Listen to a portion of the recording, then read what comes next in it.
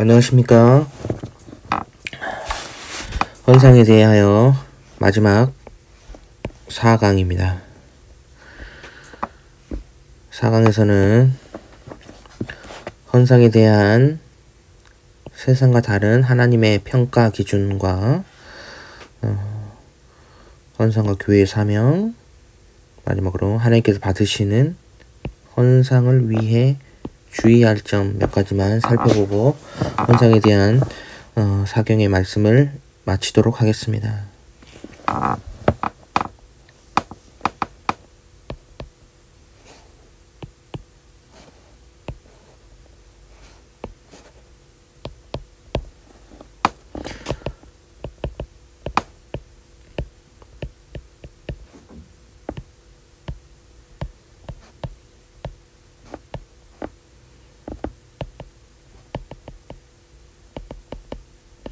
세상과 다른 하나님의 평가 기준, 헌상에 대해서 꼭 헌상에 대한 것만은 아닙니다.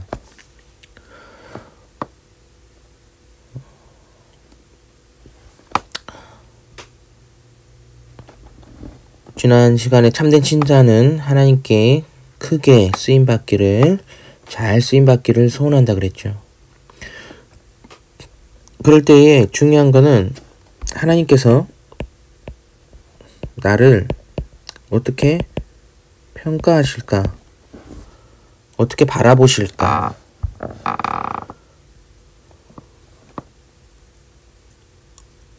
중요합니다.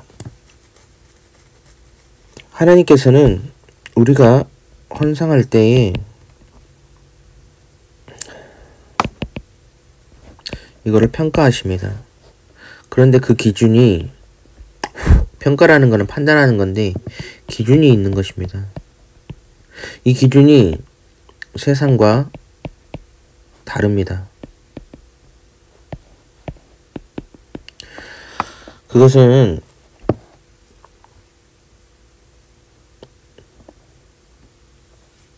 세상과 다른 기준을 갖고 있기 때문입니다. 우리가 살고 있는 이 세상은 물질, 만능주의, 자본주의 사회라고 합니다. 쉽게 말하면 돈이 근간이 되는 자본주의 사회입니다. 모든 가치가 돈으로 환산되어 돈이면 무엇이든지 할 수 있다 라는 그러한 정신이 가득 차 있는 사회가 바로 우리가 살고 있는 사회입니다.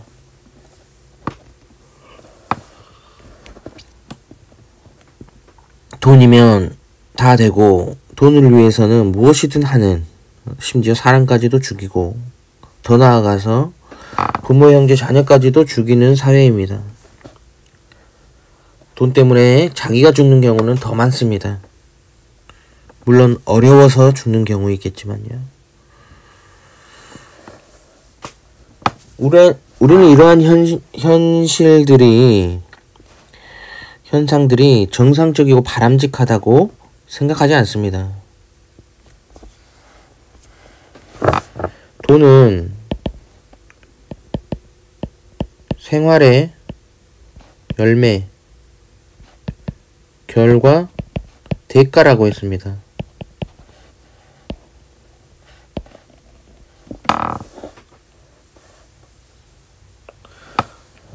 그런데 결과와 대가가 아니라 목적이 돼버린 거죠.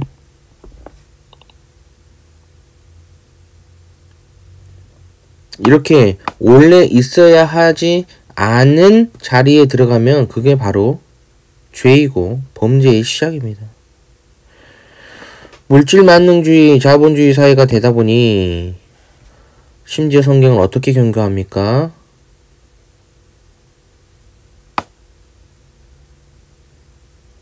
이 돈 때문에, 돈에 대한 욕심, 탐심 때문에 모든 죄가 시작된다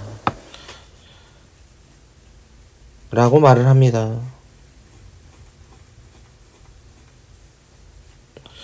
그럼 이러한 것 때문에 세상은 어떤 기준을 가지고 있습니까? 단순합니다. 세상은 100만원 100만원 같다거든요. 자,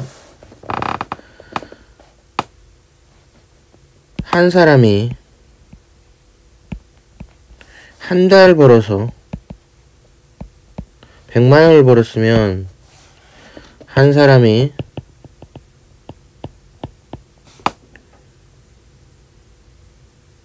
하루 벌어서 100만원 벌었으면은 어떤 100만원이 더 생명의 가치가 많이 담겨 있습니까? 여기입니다. 근데 이렇게 보지 않고 같다라고 보는 것이죠. 이게 자본주의의 기준입니다.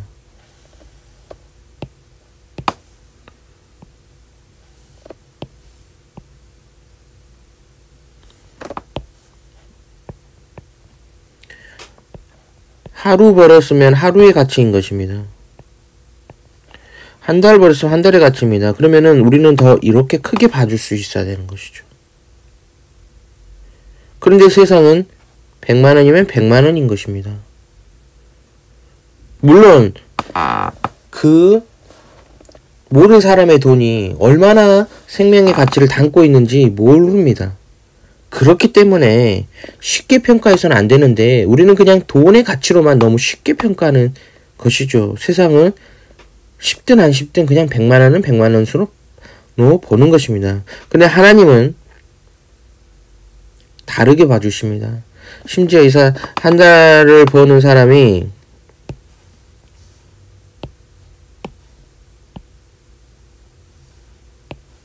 한 달에 이 사람이 하루에 이거 3천만원이겠죠. 하나님은 이거를 갖게 보십니다. 그래서 한 달에 10만원을 벌어서 10만원을 헌상했다. 한 달에 3천만원을 벌어서 300만원을 헌상했다. 뭐 이게 하나님은 같다라고 볼까요?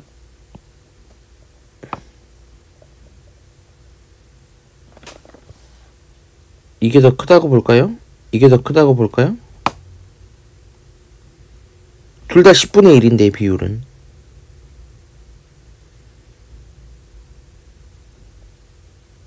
하나님은 단순히 생명의 가치가 얼마나 담겨 있느냐 이거를 가지고 또 숫자적으로 수치적으로 비율적으로만 평가하시지도 않습니다. 돈의 가치로만 볼 때에는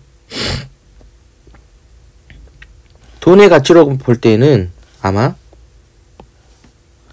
비율은 똑같으니까 같다고 볼 수도 있지만 이게 헌상으로 된다면 아마 이렇게 보실 겁니다. 10만을 더 크게 보실 겁니다.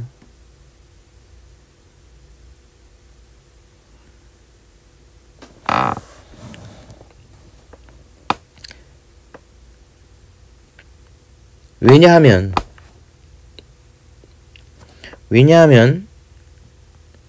하나님께서는 단순히 그 비율로만 평가하시지 않습니다. 헌상을.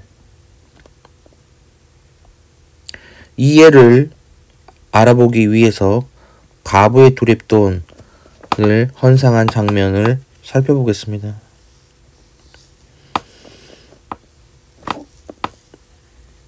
가부는 헌상합니다.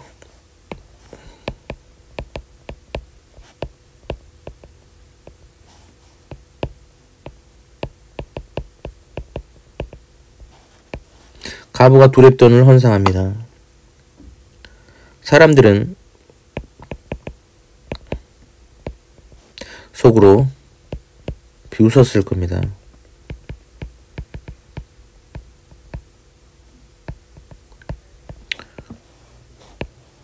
바리새인들과 서기관들은 비웃었을 겁니다. 왜요? 돈을 좋아했고 가부의 두렙돈은 오늘날 한 3,000원 정도 할까요? 1,000원 정도 할 수도 있습니다. 아니면 뭐 많이 잡아도 10,000원이 안 됩니다. 500원 정도 할 수도 있습니다. 아무튼 작은 돈입니다. 그런데 예수님께서 이걸 평가합니다. 과부가 여기 있는 모든 사람 중에 가장 많이 헌상했다. 가장 많다고 인정할 게가 아닙니다. 가장 많다. 가장 많이 헌상했다. 왜냐하면 과부는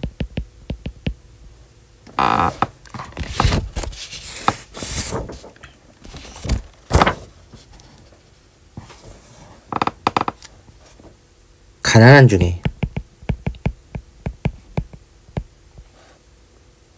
자기가 가지고 있는 생활비 전부를 드렸다.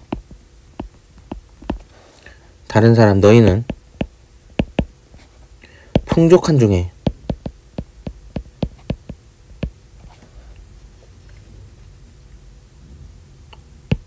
헌금했다.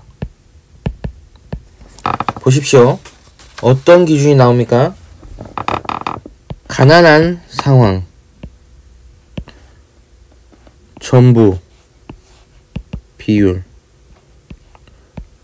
비율만 따지지 않으시고 그 사람의 상황에서 얼마나 드렸냐.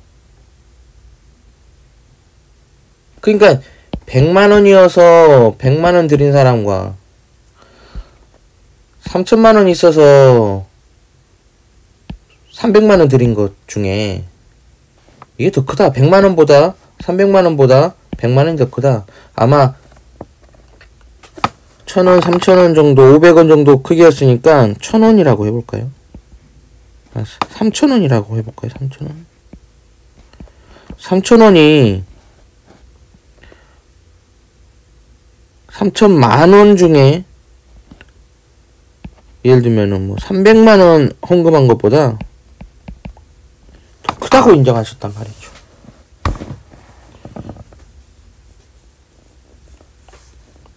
너희는 3,000만원 중에 2,700만원이 남아져 있고 풍족한 중에 300만원을 헌금했지만 얘는 가난한 3,000원 중에 전부를 드렸어.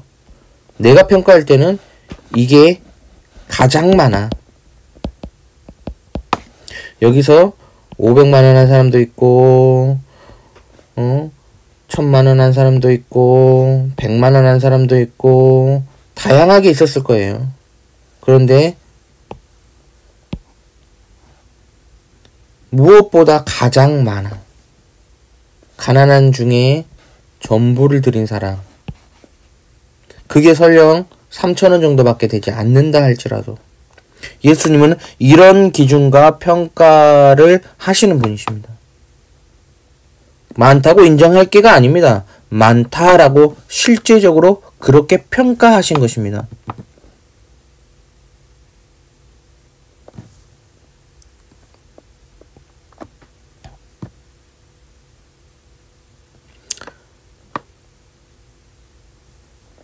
예수님의 기준은 상황, 비율,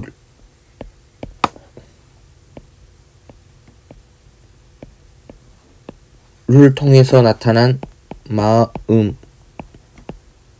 중요시 여깁니다. 상황과 비율이 곧 마음이 상황과 비율이 포함되어서 표현되는 거죠. 이런 것들이. 내가 지금 어느 정도밖에 없는데 이것을 어느 정도로 하나님 앞에 헌상할까?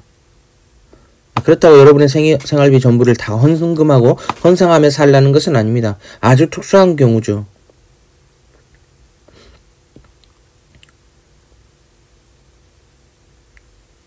과부가 어떤 마음이었을까요?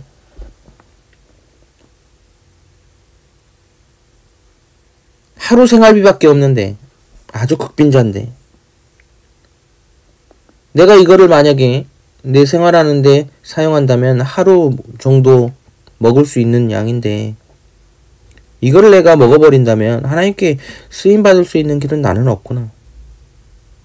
내가 헌금할 수 없구나. 그러니 내 생활을 포기해서라도 내 생활의 전부를 하나님께 맡겨버리고 생활비 전부를 드려서라도 쓰임받고 싶다. 하나님께 헌상하고 싶다. 이러한 마음과 태도였을 것입니다. 자기의 모든 것을 맡기고 내 생명이 연장되어지는 그런 생활비밖에 없지만 생활비를 빼놓고 남은 것 중에 헌상한 것이 아닙니다.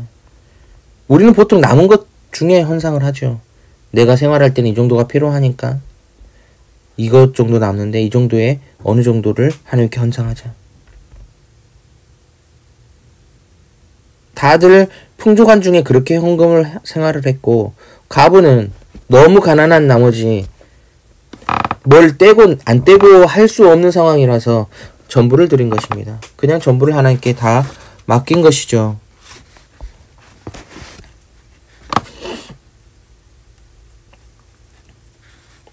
성경은 물질이 있는 곳에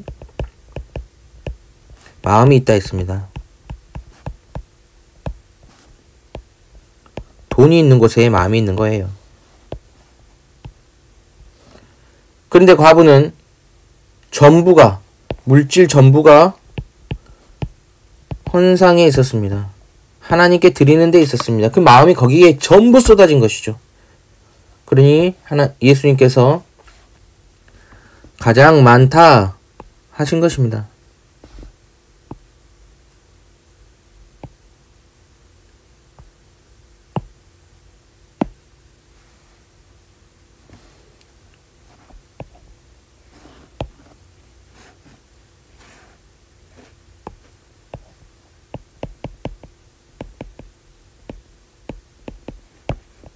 과부가 이런 평가를 받은 적이 있었겠습니까? 지금까지 늘 과부는 아마 무시당했고 조롱당했을 겁니다. 물론 대놓고 하진 않았을 수 있습니다. 하지만 그 맥락을 쭉 보면은 바리새인들은 돈을 좋아해서 아주 뒤에서 돈 많이 내는 사람들을 좋아하고 돈 적게 내는 사람을 무시하는 그러한 태도를 비춰왔습니다. 그런데 몰랐겠습니까, 과부가? 사람들은 다 압니다. 저 사람이 돈을 좋아해서 돈으로 나를 평가하고 있고 멸시하고 천시하고 내려다보는 이런 것을 다 알죠. 근데 예수님께서 그런 상황 가운데 과부는 늘 부끄러웠을 것이고 수치심을 느꼈을 것이고 그럼에도 불구하고 예수님을 사랑해서 하나님을 사랑해서 나와 자기가 할 수 있는 최선을 늘 드렸던 사람일 것입니다. 단순히 생활비 전부를 드렸기 때문에 가장 많다고 인정한 건 아닙니다. 그 마음이 가장 컸던 것입니다. 여기에 우리가 또한 소망이 생기는 것입니다. 우리 사랑하는 우리 개혁교회 성도님들 중에서도 지금 많이 경제적으로 어려운 사람들도 있고 너무 빠듯빠듯하게 살아가는 분들도 있습니다. 제가 아주 구체적으로 다 알지 못하지만 어느 정도는 다 파악을 하고 있습니다.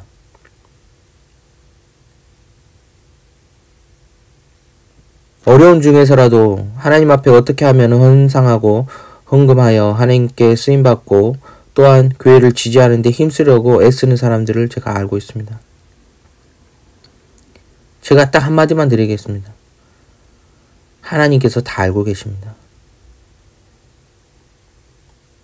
내가 어떤 형편 중에 어떤 마음으로 어디에다 돈을 사용하면서 마음을 두고 있는지 하나님이 다 알고 계십니다. 그리고 하나님은 그 마음을 그대로 평가하십니다. 모든 상황과 형편을 고려해 주셔서 평가해 주십니다. 이것이 소망이 되기도 하고 반면에 혹 자기의 유익과 평안과 즐거움, 자기를 위해서 돈은 잘 쓰면서 헌금하는 데에 인색하고 기쁨으로 드리지 않는다면 그 또한 하나님께서 다 알고 계시기 때문에 소망과 두려움이 될 것입니다. 어떤 사람에게는 소망이요, 어떤 사람에게 두려움이 될 것입니다. 뭐가요? 하나님께서 다 아신다. 우리의 마음과 상황과 형편을 다 아십니다. 내가 정말 하나님을 가장 사랑하고 예수님을 가장 사랑하여 지금 살아가고 있는지 그렇지 않은지 다 알고 계십니다.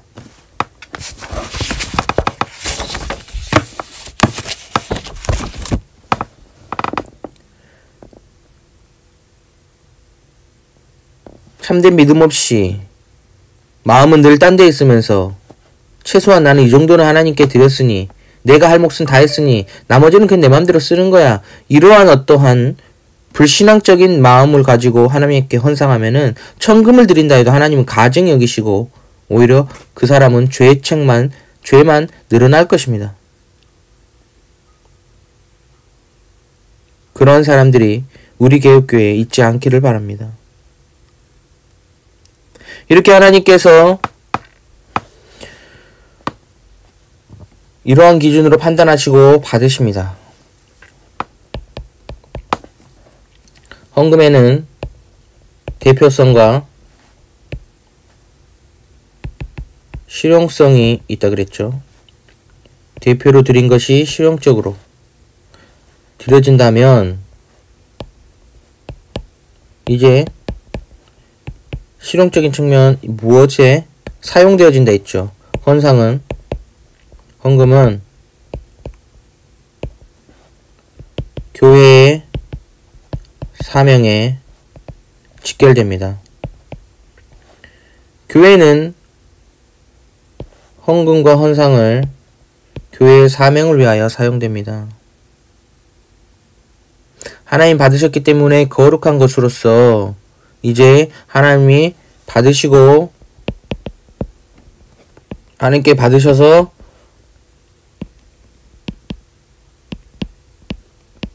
교회의 헌상이 드려지면 하나님께 받으시고 신적인 기관인 교회에게 사용할 수 있도록 맡기십니다. 그러면 교회는 하나님의 기준과 뜻을 깨달아 하나님의 거룩한 사명에 사용해야 됩니다. 이때 사명에 사용되어질 때 이때 교회가 쓰임받는 것입니다. 함께 쓰임받는 것이기 때문에 내가 이렇게 하나님의 사명에 동참되어 쓰임받고 있구나. 이렇게 깨달아 참된 기쁨과 소망과 즐거움이 생기고 거기에 참된 의미가 또한 발생하는 것입니다.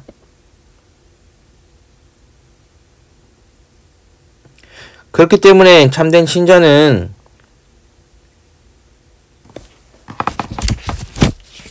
하나님의 사명이 무엇이고 교회의 사명이 무엇인지 하나님의 경영과 뜻이 어디에 있는지 잘 깨닫기에 주목하는 데에 힘써야 합니다.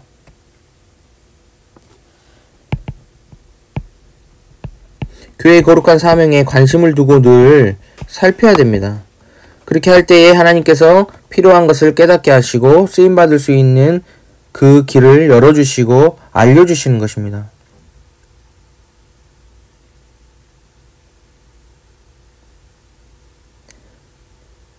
내가 하나님의 일을 하겠다는 것이 아니고 하나님께서 나를 하나님의 일에 사용해 주셔서 하나님께서 하나님의 일을 이루실 때 나를 사용해 주시기를 소원하는 것이죠.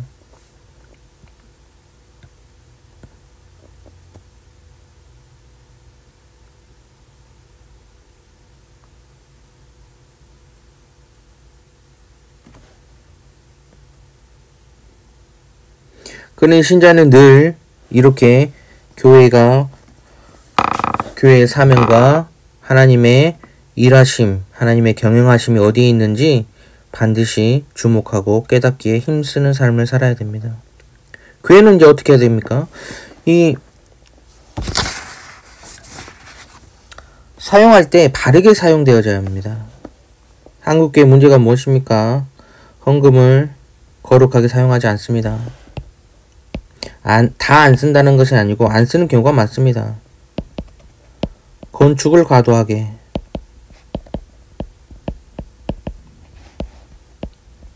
물론 예배당이 중요하고 예배당을 위해서 11조도 사용되어졌었습니다. 그러나 한국교회의 폐해는 뭐였었냐면 너무 과도하게 건축을 한다는 것입니다. 성도님들이 부흥하여 많아지고 사람들이 좀 많아지면 건축을 합니다. 예배당이 필요해서 더 넓은 예배당이 필요해서 할 수 있습니다. 그러나 300명 출석하는데 1000석, 2000석, 3000석 빚을 수십억, 수백억 내서 수천억 내서 건축을 합니다. 그러면 이제 매달 이자를 갚아야 되는데 그 이자와 원금이 만만치 않습니다. 평생 상당 부분의 양을 그렇게 이자를 내는 데 사용하면서 많은 교회들이 감당하지 못하여 부도가 납니다. 건물을 크게 지어놓으면 큰 교회인 줄 알고 사람들이 몰려올 줄 아는데 한국교회가 이제 사람들 부흥하는 그런 시대가 아니라 이제 쇠퇴하는 숫자적으로 마이너스 성장이 다다랐는데 그렇게 하다가 부도가 나고 수십 수백억이 들어간 건물들이 헐값에 이단들이나 다른 데에 경매로 넘어가는 일들이 한두 사례가 아닙니다. 이러한 모습들이나 목사들이 자기의 사리 사욕을 채우고 탐욕을 채우는 데에 많이 사용하고 헌금을 그렇게 사용하는 경우들이 목사만 그렇습니까? 재정장로는 하나님의 거룩한 헌금을 가지고 자기가 돈을 횡령한다든지 목사도 마찬가지죠. 장로든 교회 중직자라고 직분자, 이 거룩한 직분자들이 그러한 일들을 하다가 교회가 문제가 생기는 경우들이 또 많습니다. 또 잘못된 방향의 교회의 사역인데 그냥 세상과 같은 어떤 행사를 한다든지 이런 데 과도한 헌금을 사용하면서 거룩한 하나님의 사명을 이루는 데 써야 될 것이 교회가 방향을 잘못 잡으니 순수한 마음으로 헌금한 그 하나님의 헌금이 받으신 헌금이 이상한 곳에 사용되어지기도 합니다. 이러한 어떤 잘못된 사용이 되어지지 않도록 직분자들은 깨어 하나님의 바른 뜻을 구하고 힘써야 됩니다.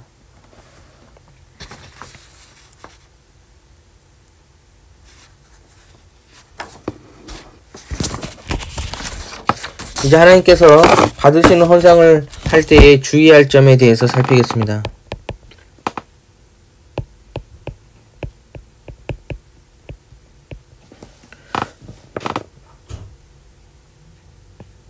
첫 번째는 헌상은 복의 대가가 아닙니다.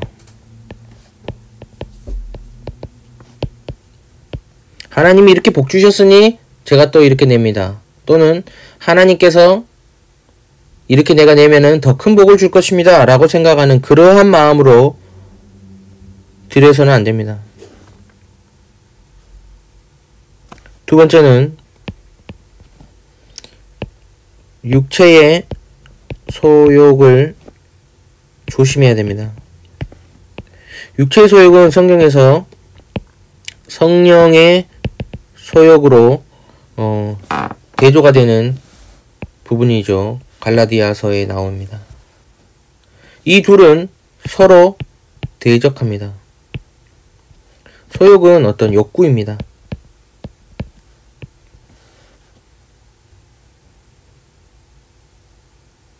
성령을 통하여 발생하는 욕구가 있고 옛사람, 새 사람의 욕구, 옛사람의 욕구, 구원받은 새 사람의 욕구, 구원받기 전에 옛사람의 욕구가 있죠. 구원받았다고 옛사람의 욕구, 옛사람이 완전히 없어지나 그렇지 않습니다. 그러니까 사도 바울은 날마다 내가 죽노라, 옛사람이 죽어야 된다, 그런 얘기를 하죠.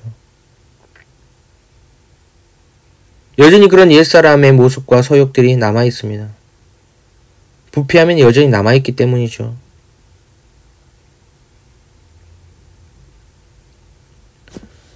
그래서 이 옛사람의 욕구로 말미암아 죄가 구원받은 이후에도 죄를 우리는 짓죠. 그런데 육체의 소욕이라고 했었을 때, 헌상할 때 이걸 왜 조심해야 되냐? 육체의 소욕이라는 것이 어떤 죄악의 모습으로만 나타나지 않습니다.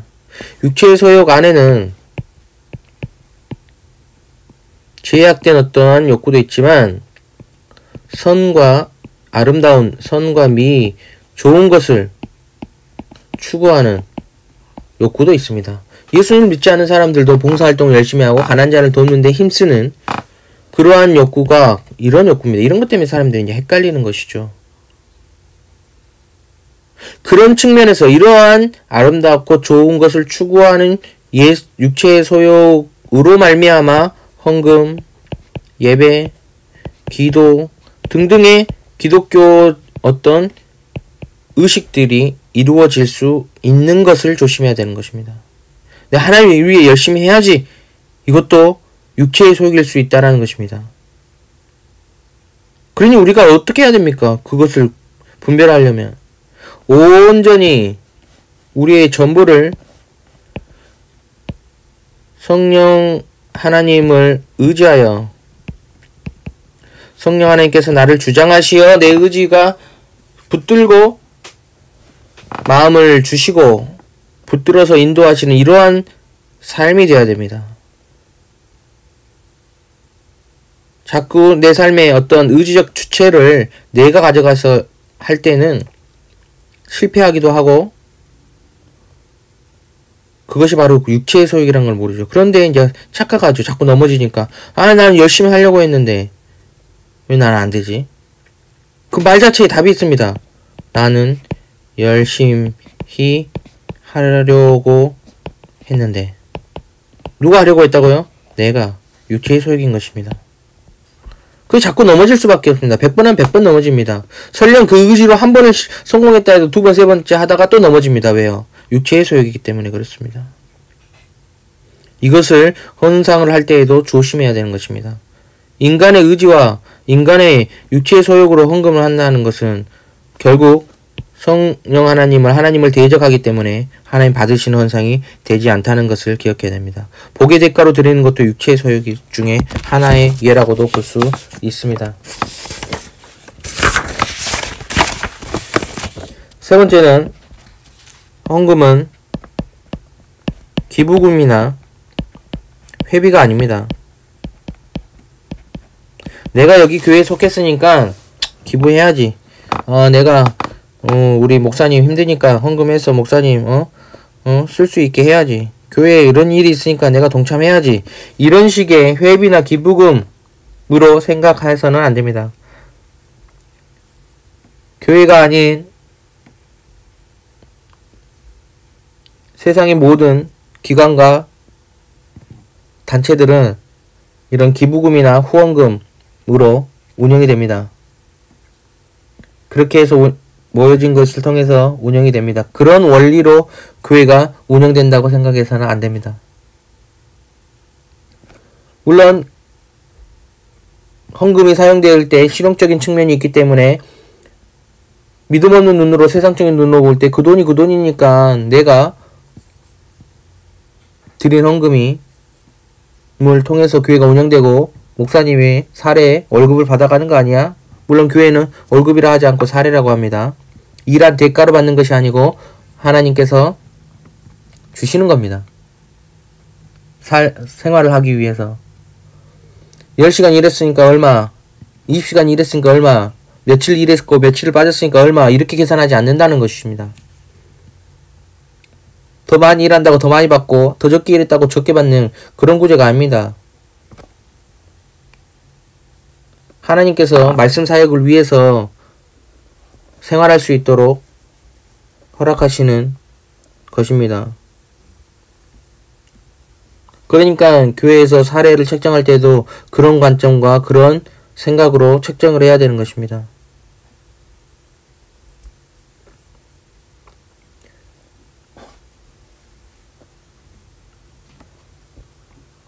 사람들은 잘못된 생각을 할 때에 교회의 헌금에서 목사나 사역, 행사에 사역에 사용되어지니까 내가 이렇게 직접적으로 주는 거라 다름없다 이런 생각하는 사람이 많습니다. 기성교회 장로들, 돈 많은 사업가들은 진짜 그렇게 생각하는, 내가 너를 고용했다 뭐 이런 생각을 하고 있는 사람이 많습니다. 그리고 내가 너를 먹여 살리고 있지 않냐 이렇게 생각하는 것입니다. 이거는 절대 하나님 앞에 헌상과 헌금하는 사람도 아니고 그런 원리로 교회가 운영되는 것도 아닙니다. 명백하게 잘못됐습니다. 내가 하나님께 헌상하고 교회가 하나님께 헌상하고 하나님께서는 하나님의 기관인 교회에 맡기셔서 사용하시는 것입니다. 그러면은 목사의 사례를 받을 때에 목사는 사람이 줬다고 생각하니까 하나님께서 허락하셨다고 생각하는 것입니다. 이 사람도 하나님께 드렸다고 생각해야 되는 것입니다. 이러한 원리로 헌금하고 헌상하는 삶의 원리를 생각하셔야 됩니다. 자, 이제 마지막 내용까지 다루었습니다. 물론 짧은 시간 안에 많은 내용을 담기 위해서 자세하고 더 깊은 다양한 의미들을 깊게 설명하지 못한 부분들도 많이 있을 텐데, 그런 부분들은 김홍재 마사님의 헌상에 대하여나 예배에 대한 책 있죠. 그 책에 있는 헌상 부분을 또 살피면서 더 자세하게 구체적으로 여러분들이 이 말씀의 부분들을 더 채워 넣으시고 묵상하시며 또 궁금한 것들이 있으면 질문하시기 바랍니다. 함께 복수 퀴즈 풀시고 나눔하시고 함께 기도하시면서 큰 은혜가 있기를 저도 기도하겠습니다. 고생하셨습니다. 이상으로 겨울 사경의 헌상에 대하여 4번째 강의까지 마치겠습니다.